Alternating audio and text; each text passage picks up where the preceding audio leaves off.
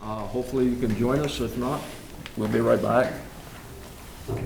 I pledge allegiance to the flag of the United States of America and to the republic for which it stands, one nation, under God, indivisible, with liberty and justice for all.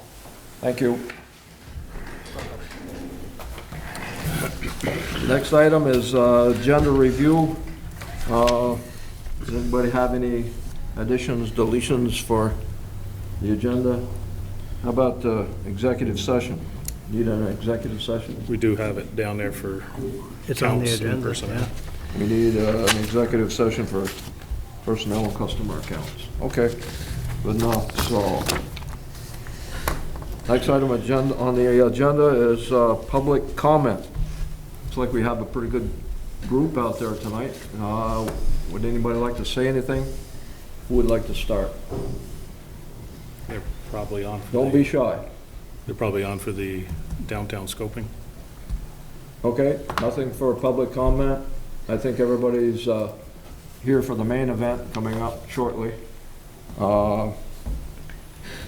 Next item on the agenda is to approve and accept the minutes from our Monday, May 10th. Recording in progress. Oh, that's good. Okay, recording in progress. Approve and accept the minutes for our Monday, May 10th, 2021 meeting. You have a copy of those in your package? You have a motion to approve? Second? And a second. Any discussion on the minutes? No, good. Okay, no discussion. All those in favor of approving and accepting the minutes from our May 10th meeting signify by saying aye. Aye. Those opposed, motion's carried unanimously. Item number 6 on the agenda this evening, approve and accept the village warrants through President, Thursday, May 20th, 2021. Mr. President, Yes, Elizabeth. so, we can't, because we can't see you and you are a municipality, I would highly recommend doing a roll call vote. okay, we can do that. Okay, I think it's just safer. for So you want to back up, it was unanimous for the first vote. Yeah, that I'm would just, be- I just, I don't want you running afoul of open meeting law, so I think from here on, you may want to do a roll call vote. So you guys can't see any of us, even Reg? No, Yeah. camera's not working. Okay. Okay, so the motion to approve and accept the minutes, the last motion we had, Chris Leach made the motion. Adam Paxman seconded it, and Chris said aye. Chris said aye, Eugene said aye, and Adam said aye. So the motion was passed unanimously. Okay, and other than myself here this evening, we have Reg Beliveau and Diane Day as our clerk. So, and the motion that we're on now to approve and accept the village warrants. What's your pleasure on that? We didn't make a motion yet? This is Gene, I make the motion to take the approved. And I'll second. Adam? Okay, Eugene LeBombard made a motion to approve the warrants. Adam Paxman seconded it. Any discussion on the warrants, questions? Looks like there's an added one through, so it's 43 through 47. That's correct. But it does go through the 20th or so. And that's what this one is. Yeah, okay, No questions here? None here? None here. okay. No other questions? All those in favor of the motion to approve and accept the village warrants signify by saying aye. Aye. All three trustees signify by saying aye. So the motion is carried unanimously. Item number 7. I think this is the item that everybody's interested in tonight. Elizabeth, our Economic Development Coordinator, we're going to start with the BHB public presentation on downtown scoping study and the report. Before Elizabeth starts, I just want everybody to know that this is not cast in concrete. This suggestions and the findings of our group is to the best of our knowledge and the previous public forums. This is the recommended route that we're going to go, and that's why we're having a public comment. If we want to change it or improve it, that's in the future. But we're going to hear from the ladies tonight, and I'll turn it over to you, Elizabeth, so you can start the show. Okay, thank you. So this has been, I don't know, a number of years in the making. There was a group in the 1900s, which I guess is true, 1990s, who started it, and they had some great ideas, and they just never came to fruition. So I do think that there are some challenges in our downtown, and I don't think I'm alone in that. So we applied for and received funding through the V-Trans Bike Ped grant program to do a feasibility study. So this is looking at what's possible. There are still a long way to go before anything is really implemented. We can do some quick things. Oh, look, we can see you. Don't ask me why. Yeah, no, that's great. And we can hear you, and hopefully you can hear me. So we had some great feedback, both during the local concerns meeting and the alternatives meeting and after. I know that Karen, Jen, and the folks at VHB got a lot of feedback, and I think they incorporated a lot of that. We're not getting a roundabout, much to my dismay, but I think we have some great opportunities to make the downtown safer for both, or for motorists, for pedestrians and bicyclists. And we do have with us Karen Sentoff, who is from VHB, and I think she's going to take us through. Karen, you can shake your head if I'm not going the right direction, through the short-term and long-term plans that have been developed based on what is possible and the feedback that we got from the residents.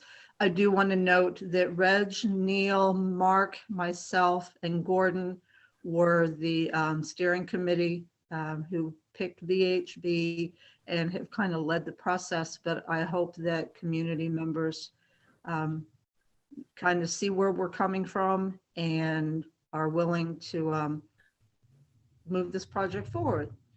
And Karen? Thanks, Elizabeth. I'm going to make you the host, Karen. Excellent, thank you. Give me a minute just to get everything queued up here, but thanks for having me. This has been many months in the making, and as Elizabeth alluded to, many years in the making for the community. So I'm pretty excited to be sort of wrapping up our efforts on at least the scoping piece of all of this. Lots of work ahead to sort of come together and see this vision for the downtown to fruition, but definitely exciting and a milestone we should acknowledge. So I'm going to, Neil's asking to be admitted to the room now that I'm a host. Let me see if I can share my screen and get this presentation queued up. Give me 1 second here. Let's see here, screen 2. Hopefully that gives us the right view. Is everyone seeing a title slide to a presentation? Yes. And some nodding heads and some yeses. All right. I apologize. My camera does not seem to want to stay in one spot this evening. All right. So I think the real purpose, and the agenda for this slide deck is very, very brief, because the real purpose for us this evening is hopefully, winning the endorsement of the trustees on the sort of comprehensive vision that we have, that we're setting out in the preferred alternative, particularly focused on that long-term vision, but certainly have the details to follow up on sort of implementation if we want to get into that. But definitely sort of focused on that on that bigger picture where we want to end up, and then we can sort of back into the steps to get there if we need to dive into that kind of detail. And let's see if it's going to let me advance here. So very brief agenda on my end.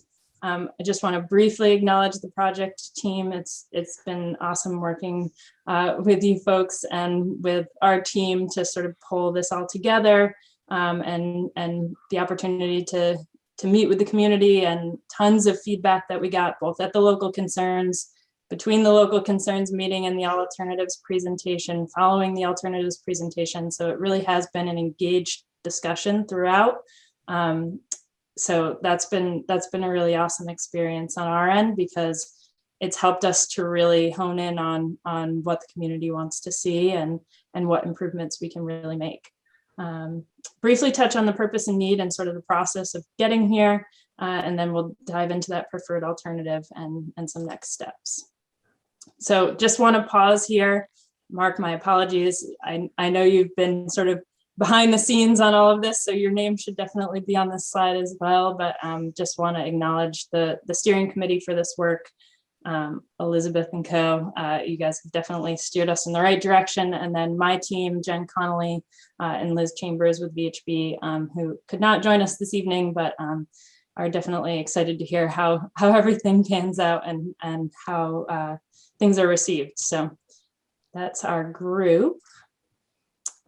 And I just want to pause here on the project purpose, and on the next slide, there'll be the project needs that we've identified. But really just as a reminder, the sort of scoping process that we've gone through, we initially came to the community to really understand what the local concerns were, identify a lot of those issues, and then also identify some of those opportunities, some of the places that we could be making improvements, where folks sort of saw this whole vision going. And so we really tried to embrace all of that, bring all of that information together, and develop a number of alternatives, almost a menu of alternatives for a number of different focal areas throughout the downtown.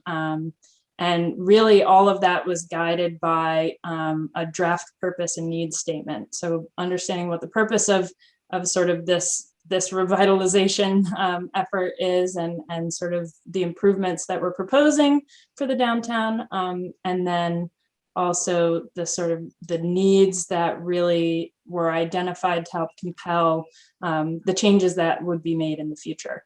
And so, really focused on improving traffic circulation and safety, enhancing pedestrian and bicyclists, both mobility and safety in the downtown, and enabling that placemaking to really make the downtown a vibrant place that folks want to walk and bike and be and drive and park and do all the things. So this definitely guided the effort and is documented in that draft report that we are working on. And without further ado, let's dive right in. I'm going to start sort of at the southern end of our project area and work our way north. So we're going to start at the intersection of Grand Avenue with First Street, and work our way sort of up the preferred alternative, if you will. And just a reminder sort of where we came from and how we landed here is that we came back to the community with an alternatives presentation in late January that really gave a sort of menu of options for many different focal areas in the downtown. And what you're seeing tonight is really an assembly of what we heard from that meeting, and then what we heard in sort of feedback from the community following that meeting, to sort of bring all those elements together into one more comprehensive package of projects that could be carried forward into the future, and sort of make those incremental improvements towards what you're seeing on the screen this evening, which is, a preferred alternative out into the future with many different components that we can sort of implement piece by piece. So to jump right in, we're going to start at the intersection of First Street with Grand Avenue. Hopefully you all can see my cursor as I move through here. I'm not sure. It's probably pretty small for the folks in the room. I'm not sure how big the screen is for you all there. We can see it. Okay, great. So drawing your attention to the intersection with First Street. My apologies. This is oriented sort of sideways, so north is to the left. But I will try to keep those things straight as I'm talking about it. So focusing in on the First Street intersection with Grand Avenue, really hoping to or proposing to adopt an all-way stop condition there. As folks know who are very familiar with the area, you know, the predominant movements at this intersection are the sort of First Street to Grand Avenue north over here. So those two legs really see the predominant movements. So part of the impetus for that all-way stop condition is really just to help facilitate the movements that have to happen at that intersection, particularly with the trucks that have to get through there.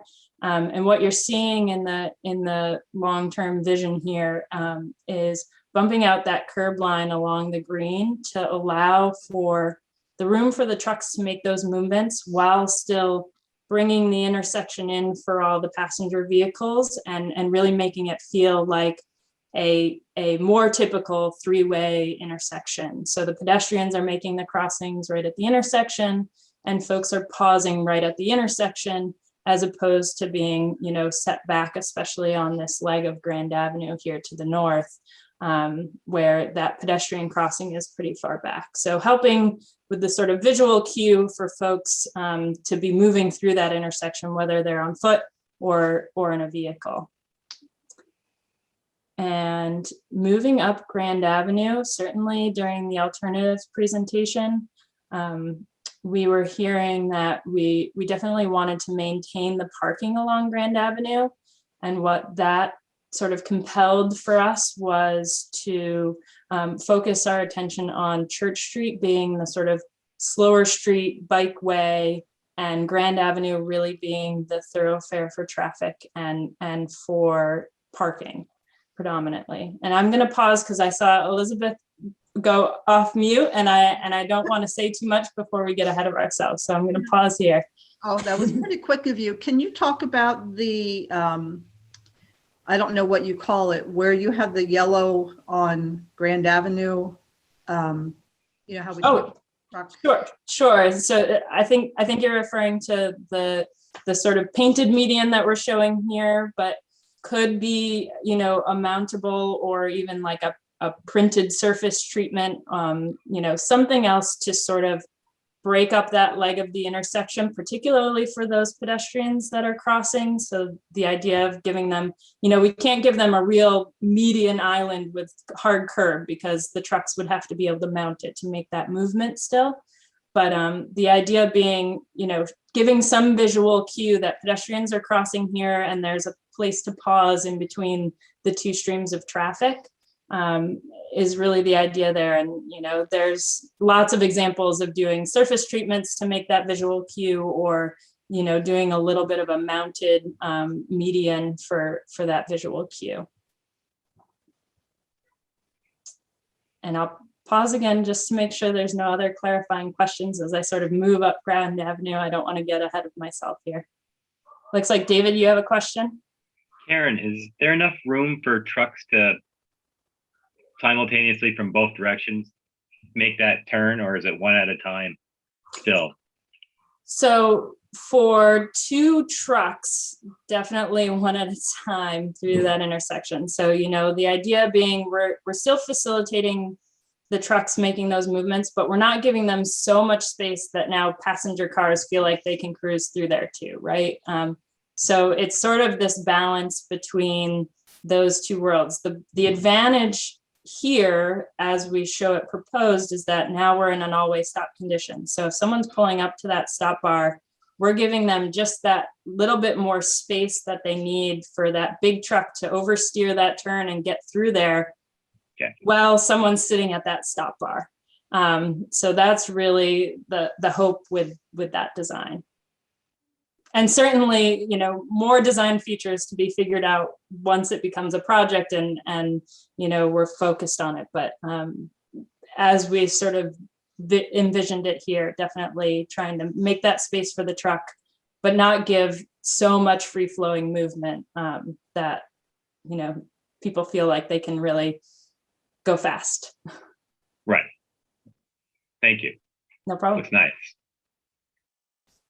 Any other questions on the intersection or that first stretch of Grand Avenue before I will just say, because I think it may be coming up, it may come up, that I did do some recon in that area last week, and it was really nice. And we did talk about whether the stop bar was back far enough, given where trucks are. And that's where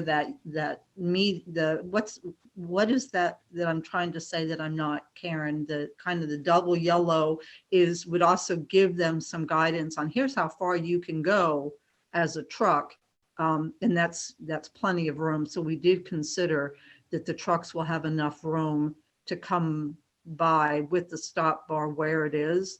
And, we also talked about they'll go as far over as you let them, because some cars park, stop back in front of the Methodist church or whatever. So the trucks know that they can do that. But if they see where those cars are stopping, then they kind of know that they have, it guides them where they're going, if that makes sense.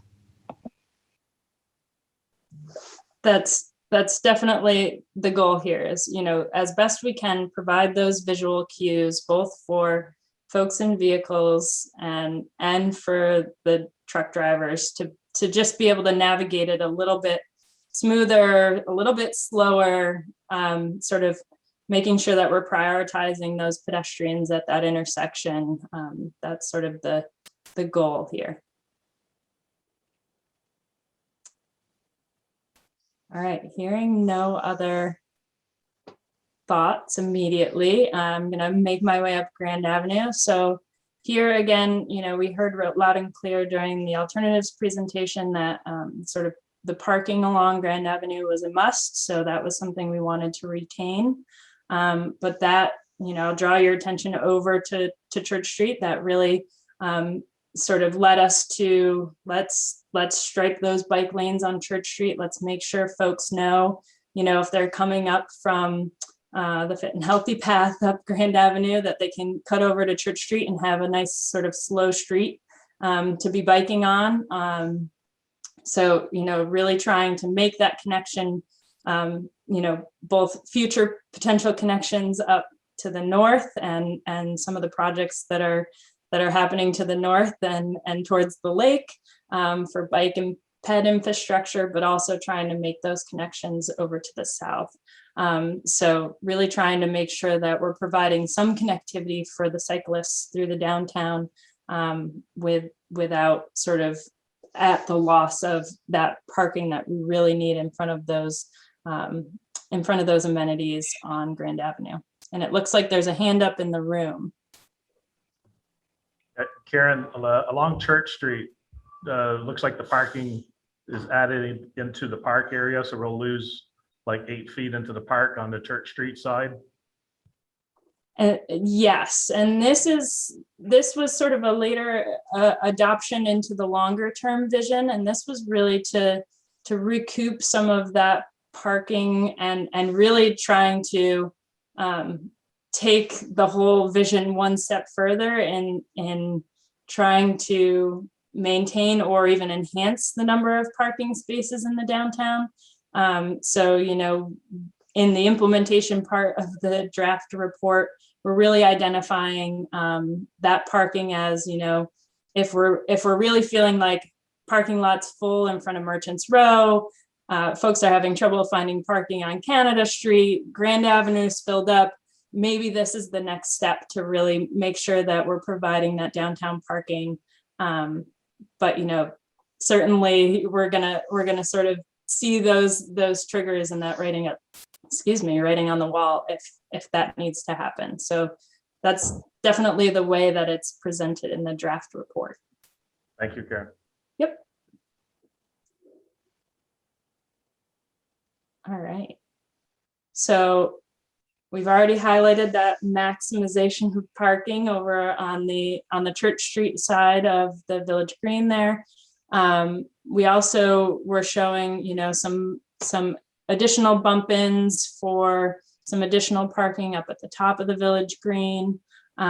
Really just, with that mindset of if we really find ourselves in that place of needing to maximize the parking, we do have opportunities to make sure that that happens, while still trying to balance, maintaining as much of the green space as we can, and providing, those safe paths for the pedestrians to be moving to parking from restaurants or retail spaces or whatever it might be, making sure that, there's a true connection between those spaces, and not sort of leaving folks out to dry when they park their car, and can't really get to where they want to end up in the downtown. So definitely trying to think thoughtfully in this vision about those elements.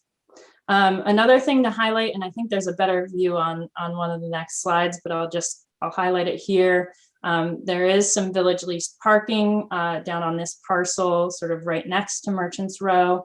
We're sort of highlighting the opportunity to formalize that parking, sort of maximize the space utilization there, so that, and future potential signage and those pieces, so that folks know, again, if we're finding that parking's really filled up and we need more opportunities, certainly formalizing that and making sure that folks know how to get to it, is another opportunity here.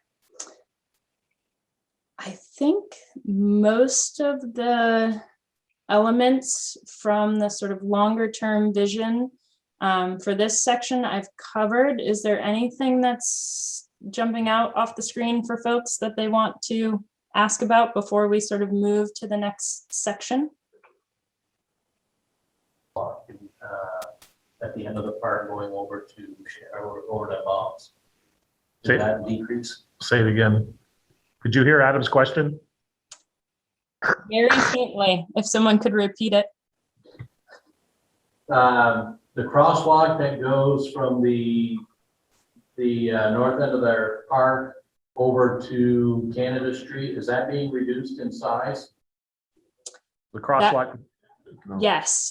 So the question was whether that crossing over to Canada Street from the top of the village green would be reduced. And yes, that length is reduced pretty significantly with this additional PED bump out, to be able to make these PED connections and more formally make those PED connections, the opportunity to get this bump out in here and shorten this crossing distance for folks, which today is quite long, is a real opportunity in terms of PED safety and sort of that landing place for PEDs to be standing out there so that folks can see that they're waiting to cross, is a really important element, while still sort of maintaining the swept path of those bigger vehicles through the sort of curve here. So definitely have that in mind. And again, design details that could be worked out later on, but sort of thinking through those pieces and what would need to be in place in this vision. Hey Karen, this is Mark. I got a question. Sure. Is there a call out for removal of any of the trees that are currently there to add the parking lot and around the backside? Or are the trees enough out of the way? Do you know? Yeah, I actually did a quick inventory. So there are 3 trees and I believe 2 utility poles that would likely need to be, trees removed and utility poles relocated. They're not heavily utilized poles. I'm assuming that they're probably serving for, electric conduit that's underground in the park somewhere. Yes, definitely thinking through what those impacts will be on some of these elements, especially when we're stepping into the green space. All right, thank you. Yep. All righty. I'm going to step ahead to the next slide, but we can certainly return here, and we've got other slices of this if we need to look at it a little bit differently later on if folks have questions. So don't hesitate to stop me. All right, so sort of moving up Merchants Row and towards the bridge, I think quickly I'll sort of maybe work from the north south on this screen. Just thinking through, doing something to formalize a crossing at Marble Mill Park, I think is certainly an opportunity. Narrowing that entry and providing some ped pads for folks to be making those crossings, and then carrying through some bike lanes on both sides of the road here to, again, sort of being conscious of some of the changes that are coming to other parts of the town, thinking through what that connectivity might need to look like in the future. So carrying those bike lanes through this segment, we've sort of thought through moving the current crossing that's sort of at the northern corner of the Merchants Row buildings here, just up a little bit, just again, to sort of get those pedestrians in a spot where folks can really see them from their vehicles, give them that safe refuge to make that crossing. Just really, again, trying to enhance that connectivity between the spaces in the downtown that you might want folks who are on foot to be able to make. So thinking through that relocation, and then sort of moving into the Merchants Row area here. One of the first things that we definitely heard and wanted to make sure that we addressed was the sidewalk accessibility in front of Merchants Row.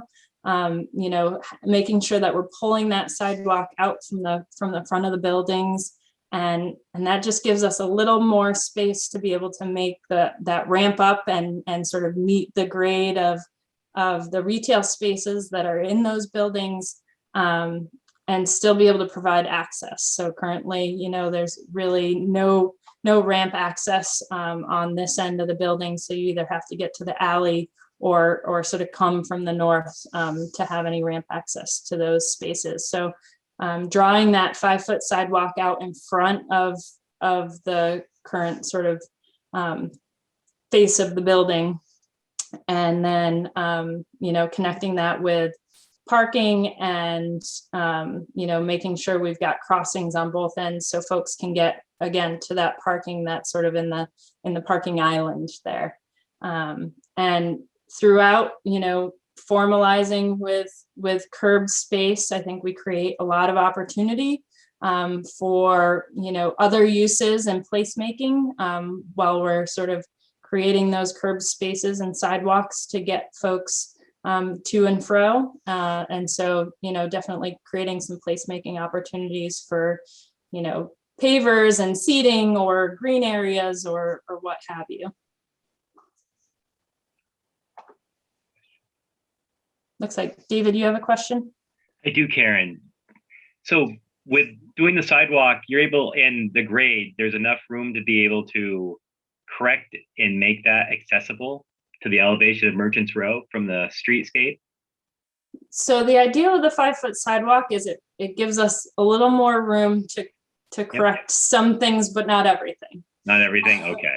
And certainly, again, this is the sort of high level first pass planning exercise to what would be, a real design effort in the future to look at drainage and curbs and elevations and sort of the vertical profile of everything. But the idea being that if we pull that 5-foot sidewalk out, we can at least meet the grade that's sort of under the overhang today in a number of places, and be able to ramp up to that grade for those connections, right? Wonderful. So that would be great. Yeah, so that's really the idea there, and grabbing, bumping out the curbs at this end and this end really helps us to, again, chase that back and make sure that it all can sort of work together.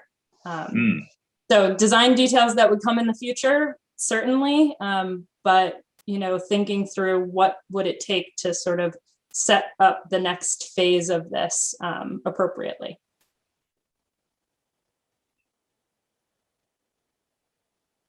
And it looks like the room has a question. Yep. Aaron, this is Adam Paxman. This picture is an older picture.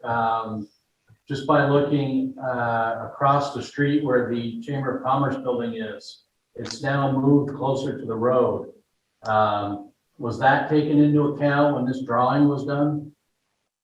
It was, and I actually had the advantage, Gordon was kind enough to send the site plans from Memorial Hardware, which showed the new location of that structure. So we were cognizant of that and actually overlaid it into our plans while we were sort of developing things to make sure that we weren't bumping this sidewalk out when we're shifting things over to fit the bike lanes and fit, the width that we need for these, again, the swept paths of those bigger vehicles to make that movement, making sure that we weren't into the new location of that building.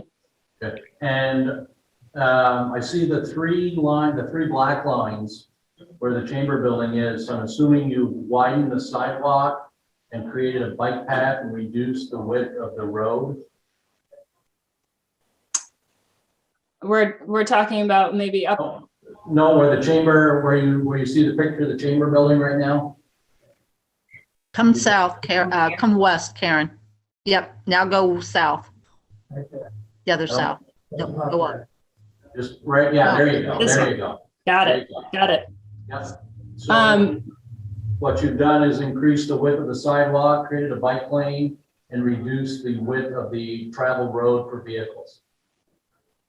That was the idea, yeah. So drawing that curb line in where currently there's pavement and then sort of reallocating that space from the sort of curb back.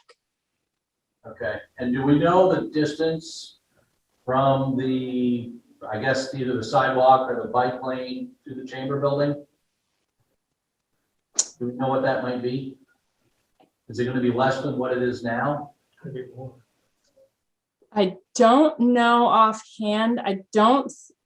So the shift that we're making on this corner, I believe is less than 5 feet. So if you sort of thought about picking up the sidewalk and putting it at the back of the sidewalk, that would be the maximum shift that we're showing here.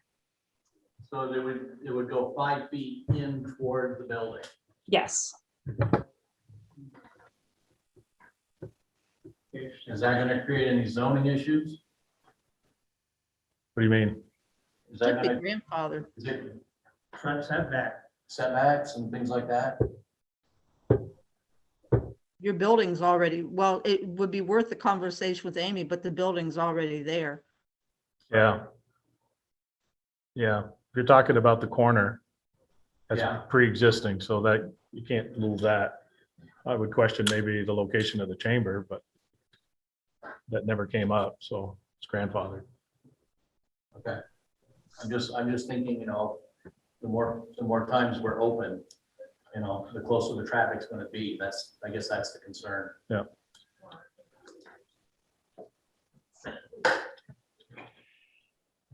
Yeah, no, yeah, that's a good point and something we should definitely be thinking about as we pursue some of these going forward. And even just being a safety issue, Sure. Okay. Do you have a question?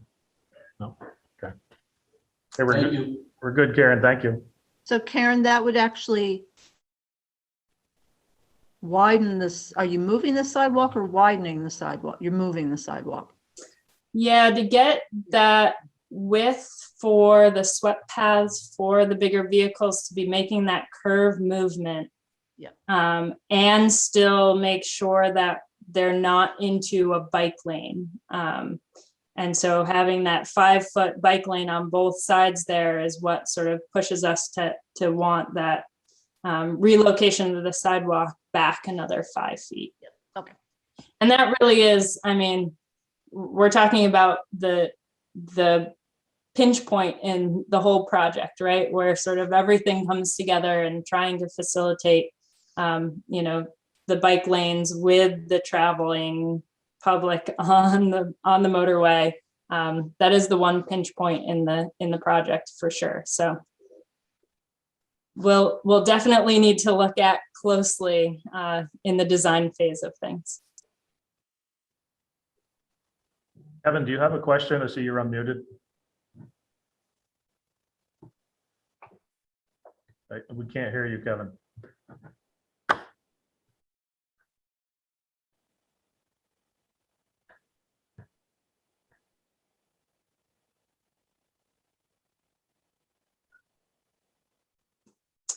Can't hear him. No. Try typing it in the comment box, Kevin. We can't Kevin, hear your you. other option is do you have the phone number to call in?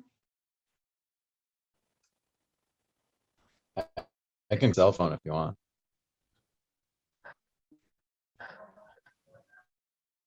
I don't know that that's, You got his phone. Sometimes too, if you go to the settings or may just not be picking up the correct mic on your device. check your mic, Kevin, by your mute button, check the up and try a different microphone. You might have two of them.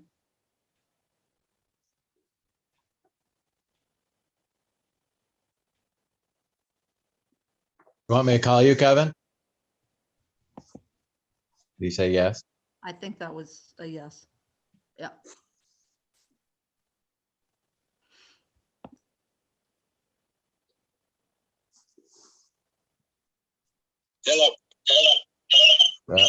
Shit.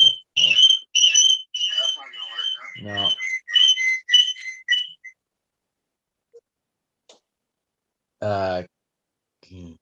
No, that won't work.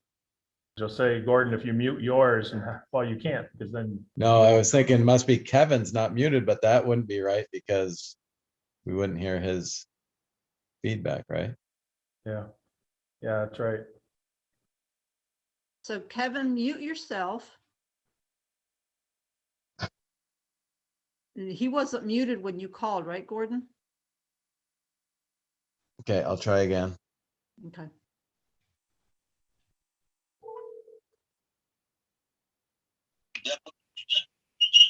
No? Try turning yours down a little bit, Gordon, and then have him talk. Oh, yeah, mute your, oh, yeah, no. Oh, technology. Hold on. We've come a long way in a year of a pandemic, haven't we? We were talking about that today, like our employment application refers to punch cards.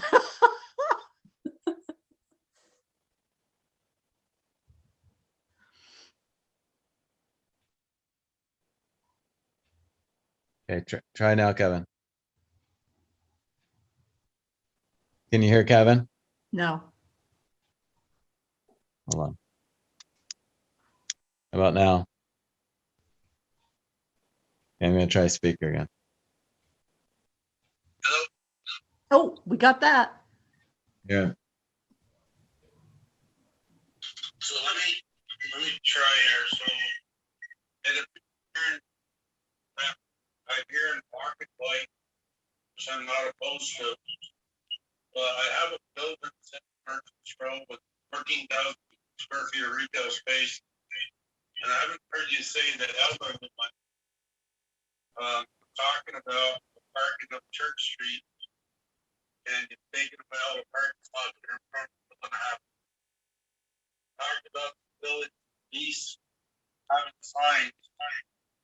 That is presently always full from morning to night.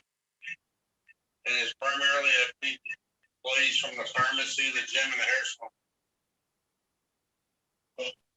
So I have, when you say that you're enhancing the parking, might be, but it's too far down the road to think that I'm gonna run a retail space, people are gonna walk a half mile, especially when they're old. So like I say, I keep one spot in front of, I built, that's for handicap. So we've got parking at all. So it's gonna be difficult for me to think that somebody's gonna lease my building and there's no park. This started before, and I have no problems with Gordon. I like Gordon a lot of business with it. But when the other municipal parking on the other side of the street was granted to Memorial, so you got the probably the last building in town at 13,000 feet park.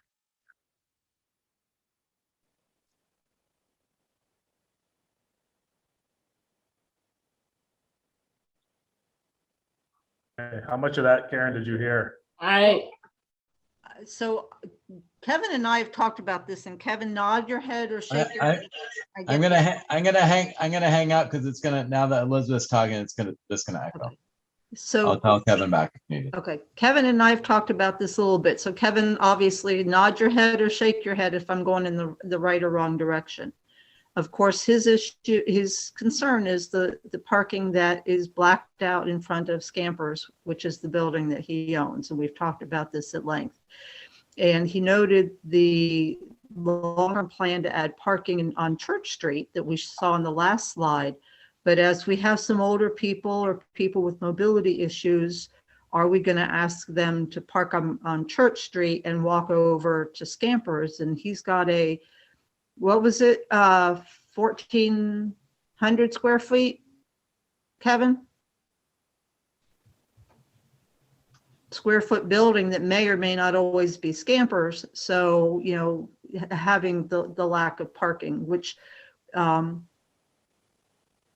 so I you know, and I know we've talked about this before, and he raised that when him and I were on the phone, and it's a valid question, which is why I wanted him to ask it. I do think, and this may be a question for the village, is how many handicap spots do we have along Merchants Row, if any? I don't honestly have no idea. I think there's two, maybe one. So I'm not 100% sure. I couldn't answer that. I think there's 2 to 3, but I'm not sure either, but it's at least 2. Okay. My tally was 1, but it could just be that it hadn't been repainted in a while. Yeah, I just saw one today in front of New Beginnings. Other than that, I didn't see other than that one. Yep. But to clear up in front of Kevin's, that would be, it's designed as it is for what we think are safety reasons coming over the hill. It doesn't mean that the trustees have to accept every part of this. Yeah, and I think that's a really important And point to make. Spaces could and should, I don't think there was anyone that's wanting to take spaces away from in front of House of Pizza, in front of Scampers. So if the trustees desire, they don't need to take everything that's on this plan and build it. This is the next step in a conceptual plan that still needs a lot of vetting before it ever got to the construction portion of the plan. Could you speak maybe a little bit to that, Karen, and how those spaces could survive this, or maybe should? Absolutely. I will say that the sort of choices that we made and what you're seeing laid out here is really about, you know, the vehicles today that are pulling into these 90-degree, you know, nose in parking spots. When they have to back out of that spot, it's really just, it's a safety issue for both the through traffic and for the folks that are parking in front of those retail spaces, because they have to back out into traffic to make those movements. And so, you know, our vision that we were trying to pull together for this area was really, you know, get folks off of the thoroughfare and be able to park safely. And that was one thing that we heard from the get-go on this effort, and sort of throughout was safety was a concern, especially in this area. So the way that we have it laid out, at least in this sort of proposal for the long-term vision, is to give, you know, a car's length of space before they're into the thoroughfare there, to be able to back out of that spot. Now, if folks want to do something like back in angle parking, or, you know, have the parking laid out differently than what we're showing here, certainly we can. You know, our effort here was really to maximize the parking with the space we had, well, you know, balancing with making those pedestrian connections and making sure we have sidewalks and crosswalks to the areas that currently do not have that access. So, and making sure, you know, we're meeting those crosswalks with ramps, with, you know, detectable surfaces, so that it's all up to code and accessible. So, you know, sort of two facets and maybe two responses to the concern is, you know, safety, both for the folks in vehicles and the folks that are driving through or stopping to park, but also safety for those peds to be able to make those movements and know that they're in a crosswalk, that they're going to have a safe crossing, a ramp down to the roadway, all of those elements that you want to have. Karen, I have a question. Sure. So, where the two parking spots are now in the northern version of the Merchants Block, could that be a peninsula and the crosswalk there, and then maybe change the direction of the parking along, instead of where it's going more towards the south, diagonally as it goes past the island the other way, so people aren't backing into 78 to make the pull out, but backing into the safer area of the downtown area, and then going out on 78, and then maintaining as many parking spots in front of that part of Merchants Block there, because you can definitely see those folks are probably going to not be completely happy about just two spots in front of all their buildings. Sure. And it also gives you a short cross area there as well, and the cross area would be further away from the trucks in 78 a little bit. I don't know if that would work or not, with how you guys design those spaces. Can I just clarify, where do you envision this crossing ending up in that? I don't. I know that's the complicated part. Okay. I just wanted to make sure I was Bringing that further south correctly. eliminates that blind spot that the Chamber of Commerce creates further down the way as people go around that bend. Yeah. And Could you they know, go across just from the island that's there and go straight across to the Chamber of Commerce building? That's Right what I there, was and then wondering. straight down? Yep, move it way up, and then it could connect to that island David's Yeah. talking about. I mean, that brings it further south and further away from the blind spot that's created by the Chamber building. And then that would open up that parking area along the way.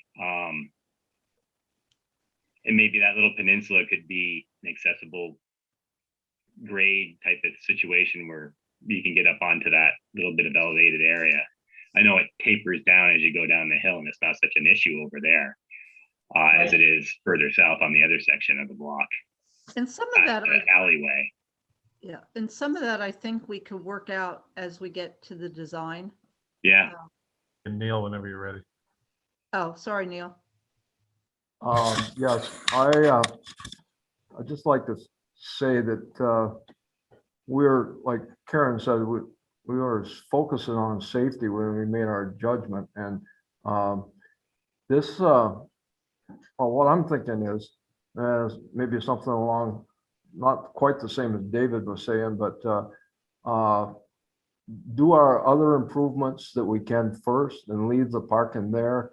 I think that crosswalk up further into the intersection is going to slow. If we mark that properly, that could possibly slow traffic down, and maybe we wouldn't need that little bump out. That way we could gain another 3 parking spaces in front of Scampers, but like we're saying from the beginning, that doesn't have to happen now. If we put the other modifications into effect and we find that this is working, we could just leave it. That's a possibility. Yeah, because I think way up front, Kevin, we've always heard with any of the designs that limiting your parking is not a good idea. Right. So everybody's sensitive to that and not in the plan. It's just that any modifications that we do, we don't want to lose any parking, but we don't want it to be unsafe, like Karen was saying, when the traffic is backing out. If there's somebody coming up the hill, but if we can slow the traffic down coming up the hill, we might be okay. Adam? Karen, question for you. In front of Merchants Row, it looks like you've got traffic going both directions. Does that make sense? That is a good question. And so one of the alternatives that we brought for the alternatives presentation looked at changing the two-way operation on that leg of Church Street and Merchants Row from a two-way to a one-way. And we were definitely hearing from the community that they preferred the two-way. So, you know, we sort of left that to community preference. To how that would operate. I think the advantage that you gain with a one-way operation there is just, you know, more space that you can then re-envision for parking. And certainly, you know, I think the essence of this version of things is to have that maintain two-way operation through there. But, you know, again, if there's some discovery as we sort of put these elements into place piece by piece, that could be a design detail that's worked out. But yes, this vision is really sort of envisioning that would stay two-way operation. Okay, thank you. Right, this is Gordon. So just Kevin's still on mute, obviously, but what Reggie just said, I think, is what we take of that parking, that you're gonna do everything we can to keep the parking in front of Scampers as is. Yeah, and you know, I could certainly see if you want to start with that sidewalk out front and see where that lands you for, you know, parking spaces when you restripe the area and leave out the parking island for the sort of curbed bump out for the time being, and you know, don't move the crosswalk yet, and sort of see how it comes together. I mean, I think that's the advantage to the sort of roadmap that we're laying out is, you know, picking those pieces that make steps towards the improvements that you want, but it doesn't have to all happen all at once. I'm gonna just pause 1 second and turn on a light because I can see that I'm like front lit and it's getting a little dark. So excuse me for 1 second.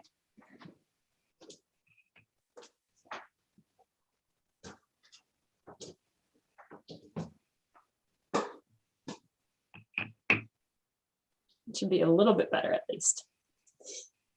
Oh, actually, I got the same issue. Before the sun was shining like right into the side view here. So it is on its way down. All righty. Well, I do appreciate, you know, that this is, like I said before, you know, this area is really the pinch point in the whole project area. And so, you know, those trade-offs are just felt that much more in this area. I think there's opportunities to improve things. And so, you know, some of those design decisions are going to happen down the road. And certainly any of those processes are also going to have a public component to it and be, you know, public facing and transparent too. So, you know, I think that's an important thing to be keeping in mind as we sort of push at least this vision forward and think about how we proceed from here. So definitely conscious of that tight spot in all of this and the trade-offs that might need to happen there. Alrighty. I'm going to forge ahead.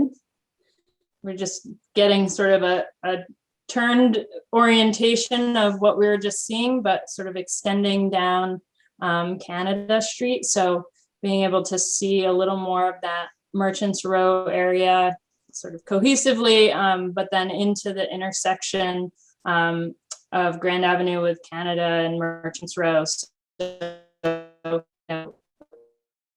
alternatives presentation, we brought a couple of different options in our menu of options to the table, and it was clear to us that sort of simplifying the intersection the way it is and sort of delineating it better so that it's clear to folks how to move through that space was the feedback that we were hearing. So in terms of simplifying it, basically taking what today is sort of a 5-way intersection in this space, which includes the access to Memorial Hardware, and making it more of a traditional 4-way intersection. Still a little bit skewed with the sort of S-curve going out to the north, but simplifying the intersection and really pulling that driveway out to beyond the intersection to sort of just simplify what's happening here, make it easier for folks to navigate as they're coming through the intersection. Again, what we highlighted before, sort of extending those curbs, shortening crossings where we can. One of the things we looked at for Canada Street was, really formalizing the curb lines, extending the sidewalk widths here, still nose-in style parking, but opportunities to stripe that back in style if that's something that, folks want to see in the future. And again, just sort of delineating the space, making sure that folks sort of can see where they need to be and where they need to be next, while still, maintaining enough space that those trucks can make those sweeping turns through there, and they're not going to be, into other people's lanes and space. So making that sort of 5-way intersection a 4-way intersection, simplifying things was really the feedback that we got and what we carried forward in this vision. Any thoughts on this area? Questions about the direction we headed? Go ahead, Gene. In between the bank and the parts store, you got 2 bump outs. For any time you can take a bump out away, it's going to make snow plowing and snow removal easier. And boy, we move a lot of snow right through there. A lot. As a matter of fact, all of it. Is that a physical structure or is that just painting, Karen? We're talking about this bump out here. Yeah, and the ones in front of the parts store and the Bees on Broadway. Yeah, those 2. Yeah. So we're showing it here as curb. Particularly on this one, I think we want to do something to maintain a curb line, whatever it might be, just to, again, sort of put those pedestrians out to a spot where vehicles can see them if they want to cross, making sure we're sort of providing that space to ramp up and ramp down, make that crossing safely, shorten that distance if we can.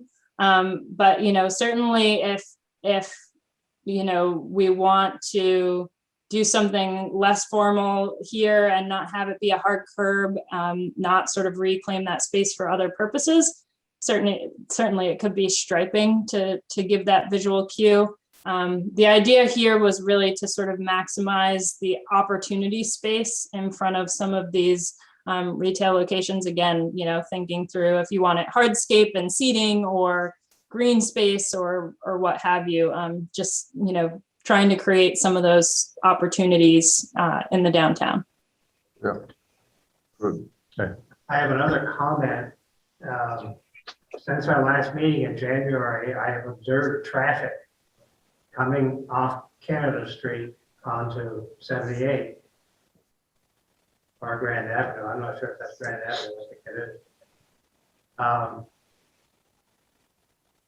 There's any car that's in the left turn lane trying to make a left-hand turn, they sit there sometimes a long time. So if you don't have a left turn lane there, you're gonna back traffic up way beyond the bank. Wait for somebody to make a left-hand turn. And that's a fact. You follow that, Karen? Yeah, and we did look at the operations here. I'm not recalling off the top of my head, but I believe that the max queue we got for the PM peak hour was in the range of like 10 or 11 vehicle lengths. So yes, understood, you know, if we're taking away a left turn lane, the folks that, you know, are sort of able today to slip through and make those rights as traffic, you know, coming up Grand Avenue and onto Canada Street, there's breaks in that traffic. They're able to sort of sweep through and make those right-hand turns as they may. If folks waiting to make the left across 2 lanes of traffic are queued up in another space, understood, and definitely took a look at it. Something we can highlight in the report, for sure. The other advantage here, you know, there is the width, especially if we are going nose in parking and a shared lane instead of bike lanes on both sides. You know, the opportunity to you know, not narrow the travel way there as much and maintain a left turn lane. But I think the essence here really is shortening that crossing for the ped, trying to get those bike lanes in there for folks to be on bikes. And you know, if it means you're in a queue of 3 or 4 more vehicles than you were previously, you know, that's the sort of trade-off that we're looking at here. Karen, this is Adam again. Would it make sense to have a 4-way stop there? Something to think about. We talked about that. We're afraid the trucks will get stuck on Yeah. the Merchants Row hill, trying to make the top of the hill in the winter. They certainly would. Yeah, and it's also, you know, we did look at this a little bit just to see if it's a warranted condition. I think the volumes that you have both on Merchants Row and on Canada Street is just shy of really getting to the level, you know, it's not like First Street and Grand Avenue where you have this sort of funny condition where the minor leg of that intersection that's stop controlled today, the First Avenue leg of that intersection is the stop controlled, but really the heavy movement is from First to Grand and vice versa.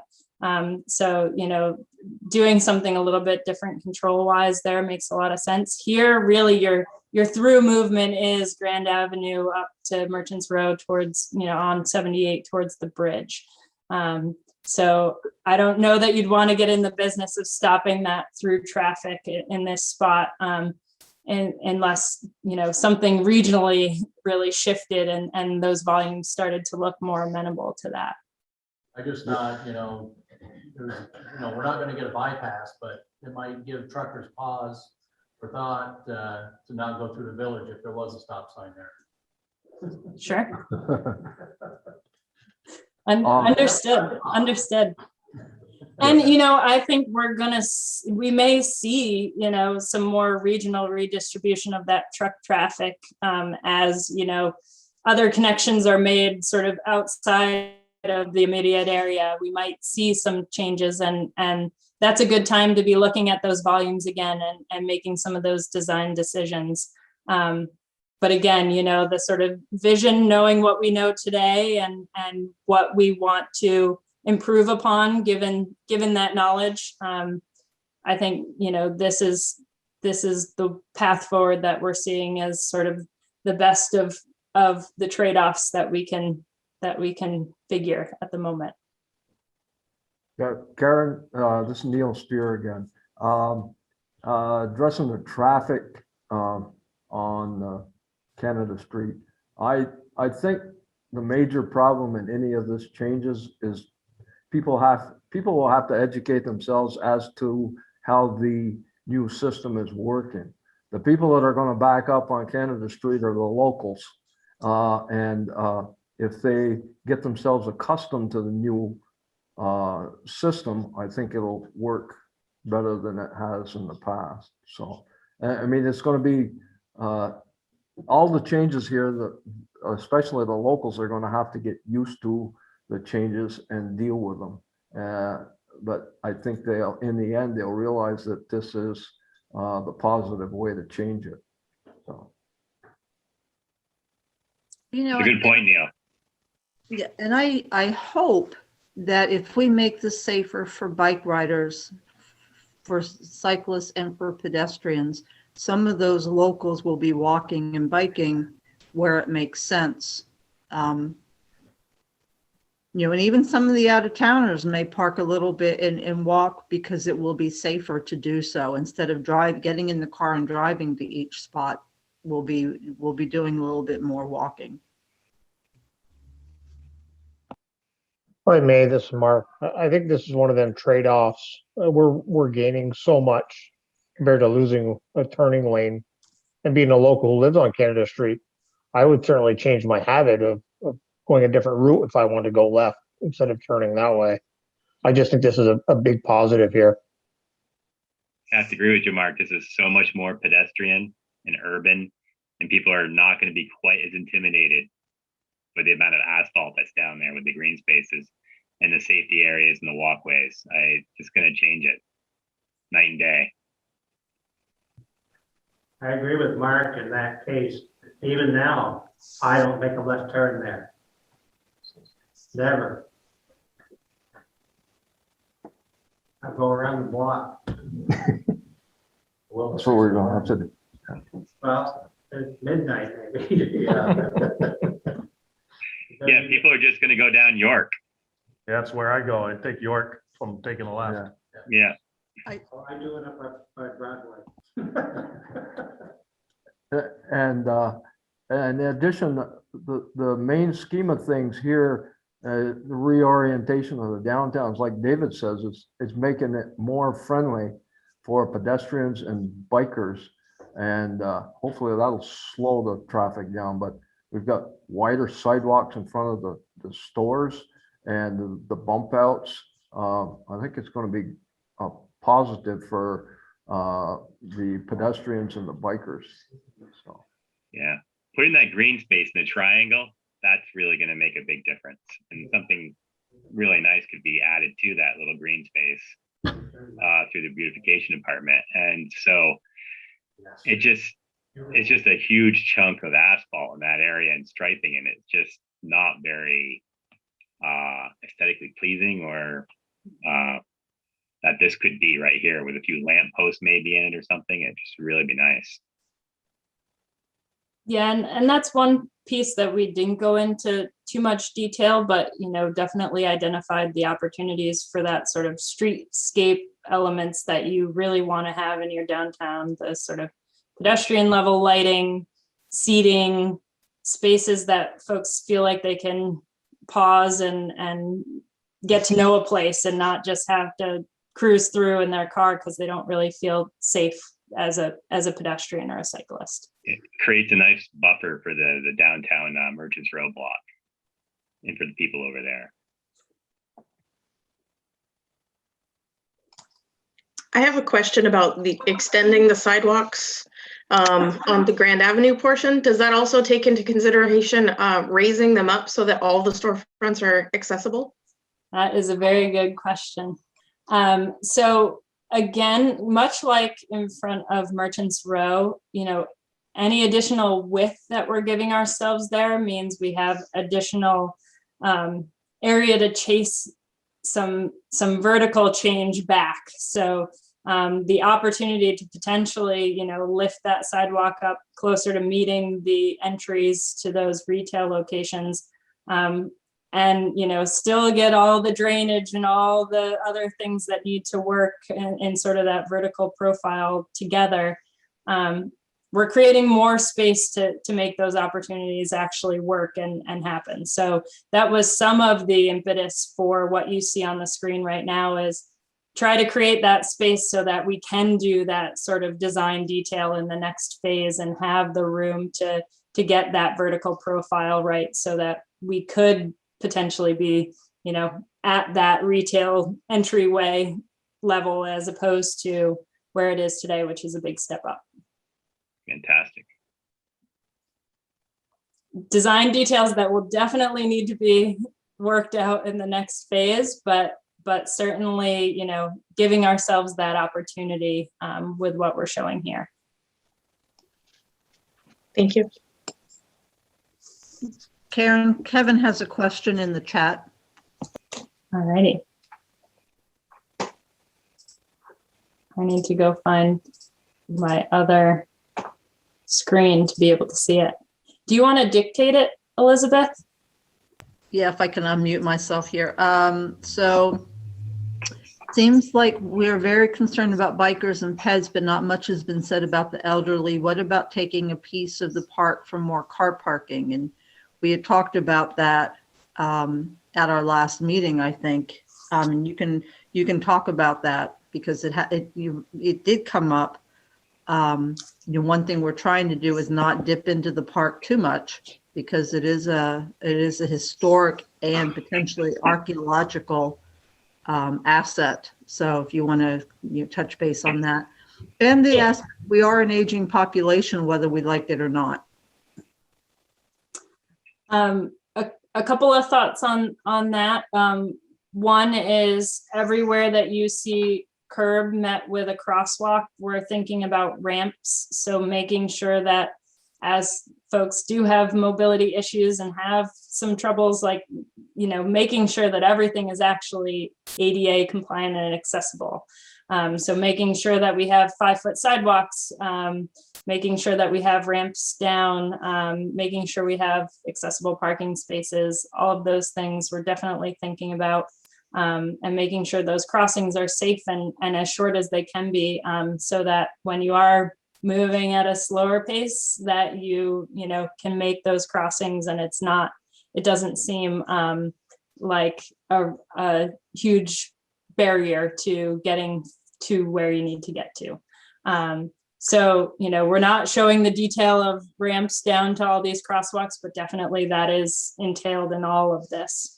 The other thing on the green piece, you know, we tried really hard to, again, maximize the parking and limit how much we're encroaching on that green space, but then trying to recoup some of that in other places. So, you know, we're showing here a sort of big pad of, you know, whatever it might be, pavers or concrete, but this could be recouped as green space if we want to make those sidewalk connections differently.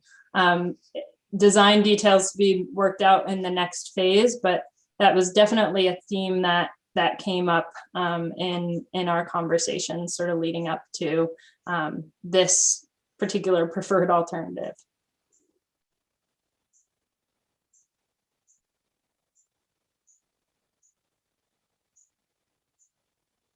Any other questions from the group? Thoughts? No questions here.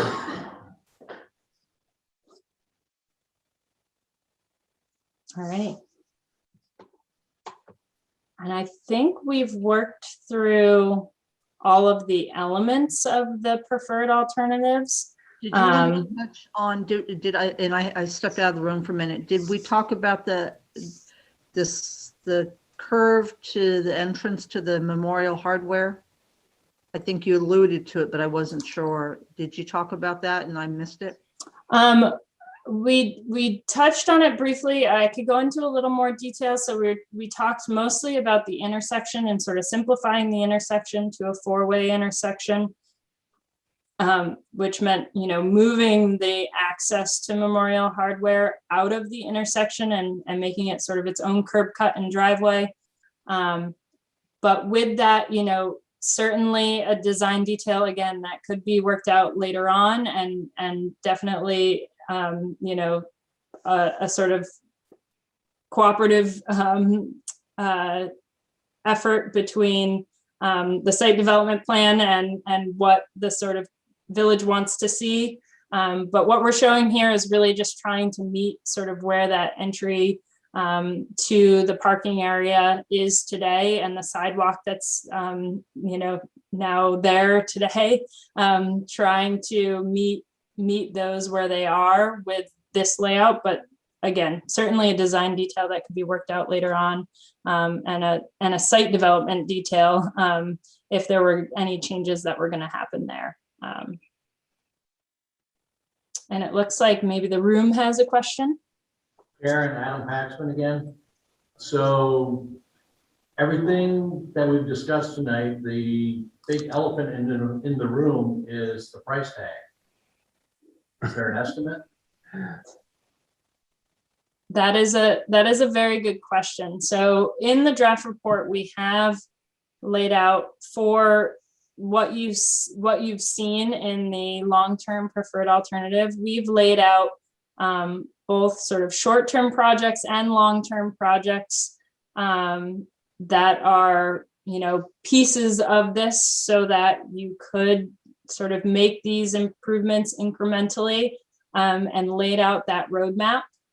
So that is all in the draft report. I haven't actually added up the columns of those implementation matrices to find out what the sort of overarching price tag might be, but with that in mind, we really tried to make a roadmap that had projects that were really achievable in small pieces, as opposed to, one big, $10 million overhaul of your downtown space. That's not what we wanted to really lay out in terms of an implementation plan here. We wanted it to feel like you could be making those incremental steps towards this vision for, a better, more accessible, more pedestrian, more bike friendly downtown that's safer for everyone,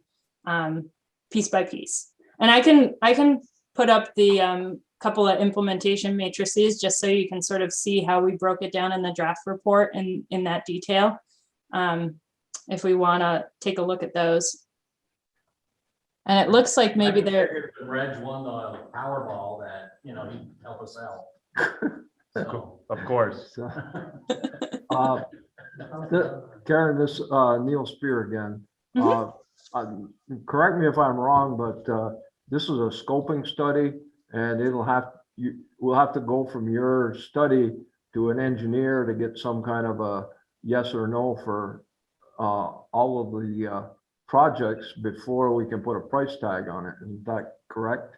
Yeah, so what we did for this level of an effort is we basically, we came up with a conceptual cost estimate, and, very high level, lots of contingencies, estimated in what it's going to cost to actually, have it designed by the engineer, go through all those. So the numbers that are in the implementation matrix account for basically everything except right-of-way impacts. So if you are needing to acquire a little bit of right-of-way here and a sliver there, that's not included in those costs, but we do include design, construction, engineering, and contingencies in those estimates, just to make sure that we're accounting for all of that.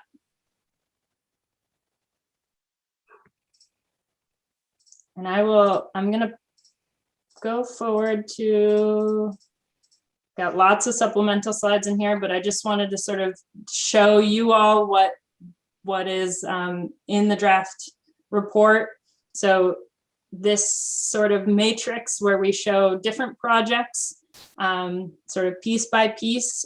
This is the short-term implementation matrix. So thinking through what are the pieces that we could do, sort of the smaller dollar value or sort of fewer barriers from what we know today, fewer barriers to getting that done, whatever it might be. So, we're in the range of a quick build project for $1,000 up to, it looks like $70,000 for these shorter term implementation projects. And then let me poke forward to a longer term vision and a longer term roadmap where now, we're in the range of, $100,000 to $600,000 for each project, where we're really trying to make some bigger changes. We're doing sidewalks and curbs and, creating different delineations of the space and sort of shifting things around. Those are going to be your bigger dollar value projects. So just to give you a flavor, I know it's small and on screens, but just to give you a flavor of sort of how we laid it all out in the draft report, so that there is that sort of roadmap that you can go to when you're thinking about applying for monies and finding funding for some of this stuff to carry forward.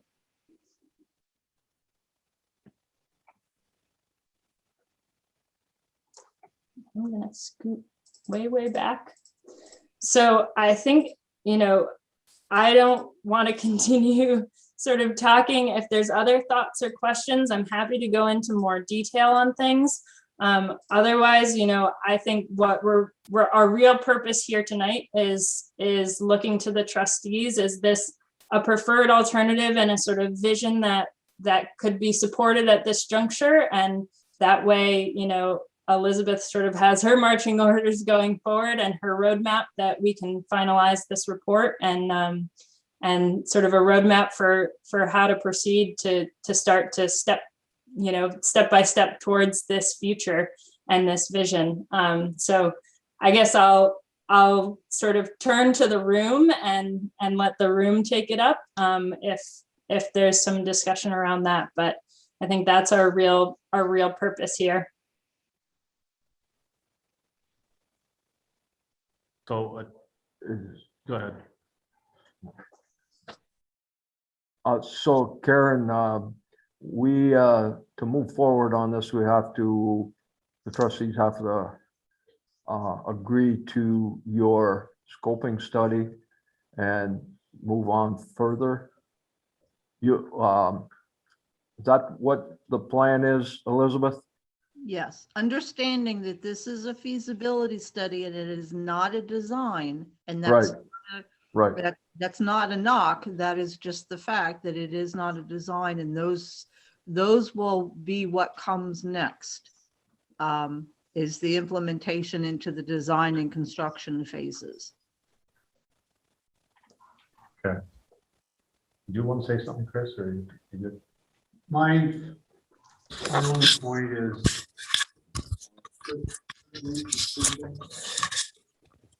only point is I see more things I like than I don't like in your presentation and your effort here.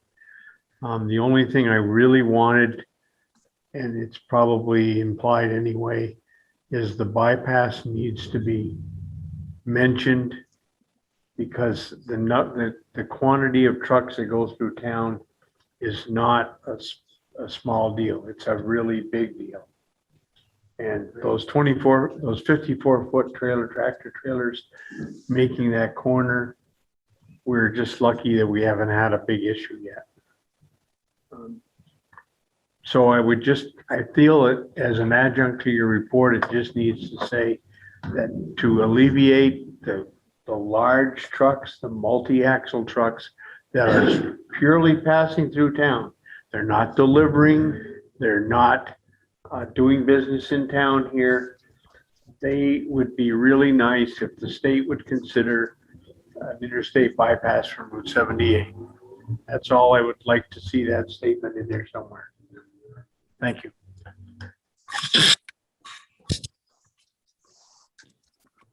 Understood. Thank you. Do we need a motion on that, or is it just accept your presentation this evening on the preliminary report?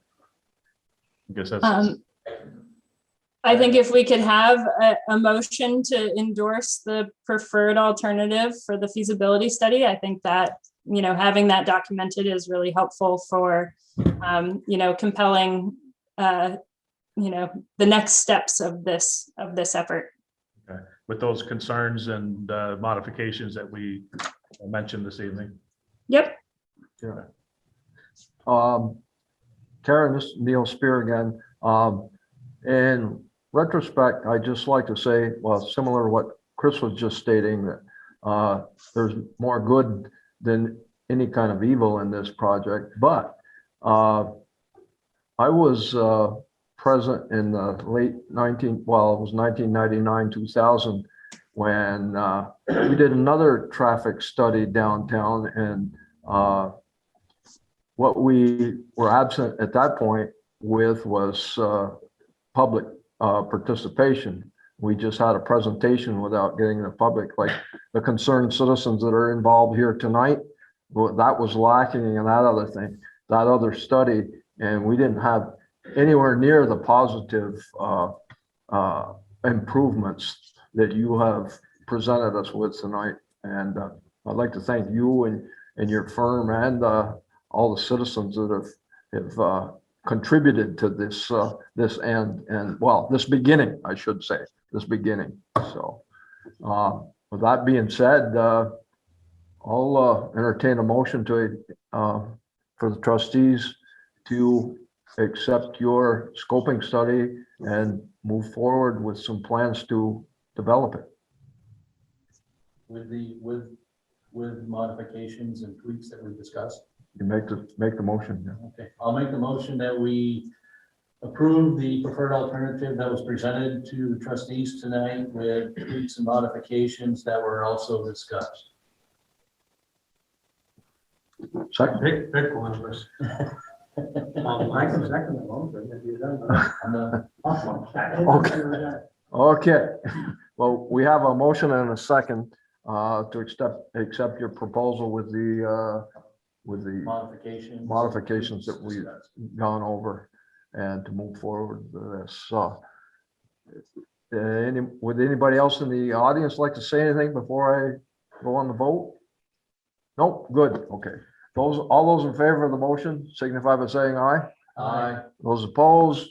Okay, the motion is carried. Let it be known that it's unanimous. So I would like to just say that so this is not going to sit on the shelf. We're going to get this stuff done. It may take a while, but we're going to move on this stuff in a responsible, organized, cohesive way that makes sense. Yes, Elizabeth, that's your job. Yes, sir. We'll help you, but that's your job. All right. Thank you for that. Yes, thank you for that. The bike ped program is open till June 14th, so don't be surprised. Okay. Yeah, we got to close that. Yeah. So. Well, I would just quickly like to echo what Neil said and just thank you all for the participation and the input and the feedback and all the conversations and all the discussions. This is really a community effort. So thank you so much for making it a pleasure for us too. It's really been a great process, and we don't always get to work with such engaged communities. So it's really been a pleasure. Thank you, Karen, and thank you to VHB as well. Nice job. Yes, thank you, Karen and Jen. I don't see her here tonight, but I know she's contributed a lot to this program too. So, but thank you very much, and we will be in touch, I'm sure. And Neil, one of the alternatives in Adam's motion was to try to keep the parking spaces open on Merchants Row. Is that? Yes. Right. Yeah. Right. Okay. I just wanted to make sure we clarified that in the motion. Yep. But give the screen back to me, Karen, whenever you're ready. Sure thing. Definitely. Sorry, I didn't realize I was holding up the works here. Oh, you're Give me good. 1 second.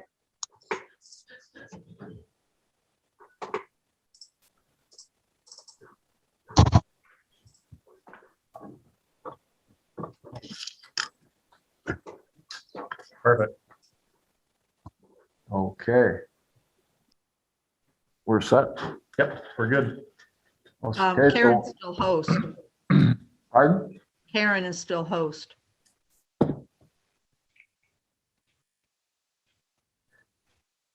Yeah, you're still host.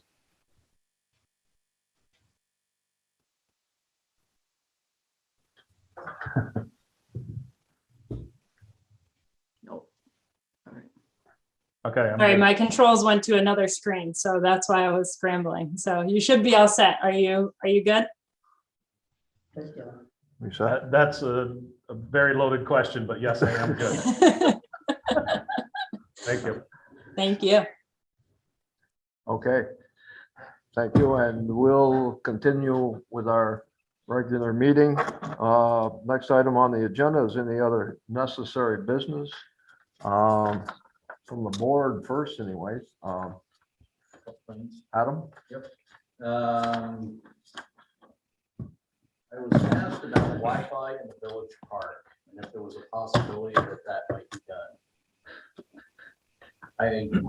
I guess I'll bring it up tonight in any other business and maybe just have a discussion at one of our future meetings to see if it's possible.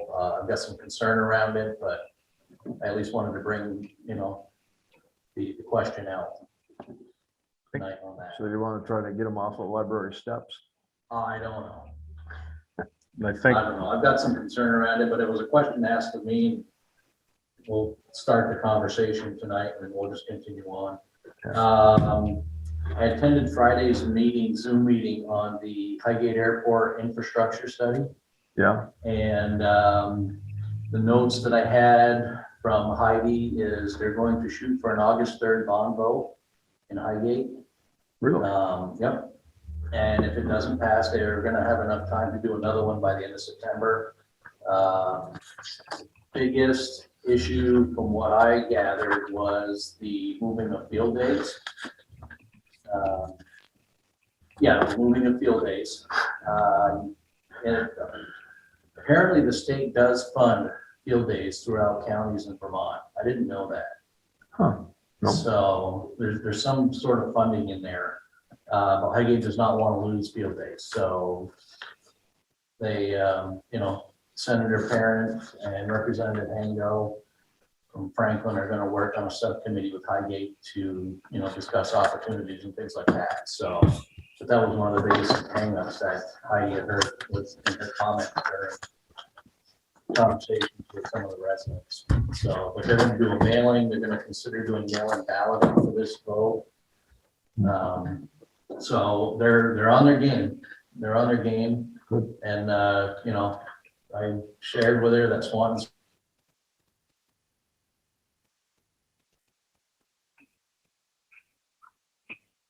a 10 to 20-year project, Yeah. and it's going to be a big boom to this community and to this county. Yeah. And I just want to shout out to the Swanton police for patrolling Spring Street in the last couple of weeks. Seen a lot of stopped cars, which is nice. Don't know if tickets are being given out, but I'm glad to see people being stopped. Good. So that's all I had. Okay, Adam, thank you. Thank you. Gene, I'm gonna pass it out. you're gonna pass? Just a couple of quick thoughts. To the village president and his wife for those wonderful flowers on the bridge. They look really nice. That was not an easy task. I also noticed that the hill in Marble Mill has been stripped. And what kind of stabilization are we gonna put on there? all the roots are still there. All the roots are So still the there? trees are just gone. So there is a plan that was developed by, it was VHB. No, it wasn't VHB. I can't remember the name of it, but there was certain steps that we needed to follow, and we will follow those steps going forward. But as we talked, it was get rid of the evasives, clear the hillside, raise the trees along the riverside, and straighten out the tennis nets. And that was, what we had planned, and I remember mentioning it a few times. Oh, yeah. We had planned for this year. I was gonna say, it's nice to see that clear. If it was all green and low and whatever, that would really look nice. It's really steep. It's hard to get up there. Oh, and yeah. maintain it. So And it'll it's, be hard to keep it that way too. And we're gonna clear the riverbank too. Yeah, I understand that. That's in the works. So you'll be able to see the river and see Marble Mill Park a lot better. Cool. That will make it good. Is there any chance that the name escapes me, but the little street that circles out and comes down by the tennis courts, Webster Terrace? Terrace, make that a bike route if we can ever get access to pass through I there? think that is in that plan, Marble Mill plan, master plan. Because I think that would be a fun bike thing for people to do. That is in the plan. And we got an invitation to Ace Hardware Open House this weekend. You're gonna talk about it anyway? Okay. And one question, it really was from the minutes from last week, but the artboard piece, have they actually said when they want to start? I mean, they talked a lot about what they wanted to do in Marble Mill Park, but I see they've, a couple of the signs have been painted over. Is there a starting date or? They're in the works of getting materials and things for a couple of artboards. We've given them permission to put one down at Palm Beach, one over by the dam overlook, and then one down by John's Bridge where it was. As we stated back in July when, one of the boards we took out had concrete, we said we'd replace it. We're going to replace the materials, and the span network is going to work to get them installed and ready for painting. Super. So, And it looks like the first farmer's market went pretty well. Not super weather, but there was a lot of people here. And that's going to be once a month? my understanding is the third Sunday of every month. Yep. Through September, I think. Yeah, I think so. If I remember right. Darcy's still on. It wasn't farmer's market. Yeah, it's May through September. Yard May sale. through September. Yeah. Okay. This was past Saturday. Yeah, Yeah, I was a yard sale, but the beautification committee was working there too.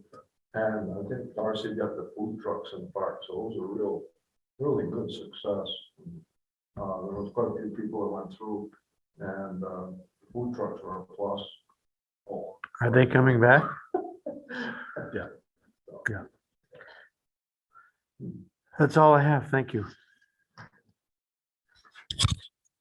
Yeah, I got a couple things. I got, so I applied for the structures grant for the bridge. And there was some paperwork that needed to get done, so I need you guys to fill this out. It's the annual financial plan. Lynn did this paperwork for me today. And then it's a certification of compliance for town roads and bridge standards that I need you folks to sign off on. And then the town roads and bridge standards, just that we acknowledge that what the requirements are for those road standards. And we need to sign off on that so I can get that to them so they could hopefully give us the grant to do repairs on that bridge. yeah. Yeah. I put in for 175 because I thought that was the limit, but they said, well, you said the work was going to be 330,000. I said, I did, but the limit was 175. And they said, well, we'll change it to 330. So I said, well, it was 330 to 550, but so we'll see what happens. Yeah. Okay, so we just need to sign that, and then Richard Copperthwaite has been asking for us to get on channel 15 again. And tomorrow it's actually going to be 5:30 to 6:30. If we can, I know Neil said he could go. 5 to 6. Yeah, he called me today this afternoon and changed it. Oh, okay. So 5:30, so if we leave here at 5:15. Yeah. It starts at 5:30. Okay. But we can have up to 3 of us. Is the town going? I don't know. Mark, did the town been asked by Richard? Not that I'm aware. I've been out of town for 9 days, so Elizabeth may know. I'm not aware of it. I don't know if we were or not, but we have a select board, so. May find out tomorrow. That's right. Okay. But Richard tells me that he has a hard time getting hold of anybody to get you folks on Channel 15. So Maybe he's not, he must be talking to the wrong people. I would agree with you. So I'm glad No, you're I on. know. I'm glad you're on this evening. You guys Yeah. are camera shy, I guess, so. Yeah. First I've heard of it. You want to meet here tomorrow night? I'm willing to go if nobody else, if somebody wants to, it's fine. Okay. So I'll go. you go, I'll go. Gene goes. Did you want to go or? No, he said there'll only be 3. Well, if I don't go, then it'd be you 3. Well, you should go. Sir, yes, sir.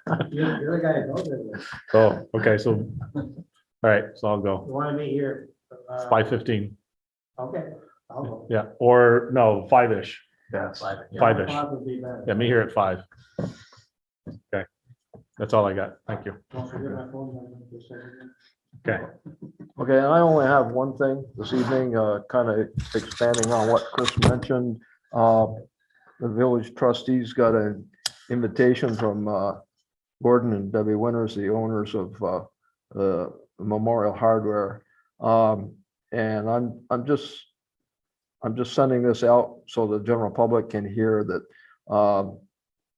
Gordon and Debbie are, after over a year of waiting, we finally will be having our grand opening for Memorial Hardware, May 28th to 30th. They're very excited to be finally able to showcase their store and the building to the people of Swanton. He said the official ribbon cutting is Saturday, May 29th at 10:30 a.m. So all those that are in the area, they'd be glad to have you present to help us dedicate the new Ace Hardware. So and that's all I have. I might mention, Chris said the beautification committee did a good job in the park and the village on Saturday. They had a work session, had a good turnout of volunteers, some new faces, and it was really a pleasure. And of course, it was a beautiful day, so that was a plus. And we've got things in the works, so and we revitalized the flower boxes on the bridge, and hopefully they'll stay there. But we've arranged them so it will be more difficult to vandalize them. Hopefully that won't be an issue this year. And kudos, thanks to Hudax and the Kilburns and all that were involved in that. It's starting to look good after a year and a half. We're hopefully trying to get back to normal. So, so thanks to all that arrived there on Saturday. So I just mentioned to Mark, the security light for the caboose is up and Yep. installed. So I'm gonna go swing Yep. by tonight after this meeting and check it out. Okay, perfect. it's a, Okay. That's it. okay. If there's no other necessary business, I'll entertain a motion to go into executive session to discuss personnel and customer accounts. So moved. I'll second it. Moved and seconded to go into executive session. No discussion. All those in favor of the motion signify by saying aye. Aye. Those opposed, unanimous. We're going into executive session. Thank you all out there for participating this evening, and hope you all have a good evening, what's left of it.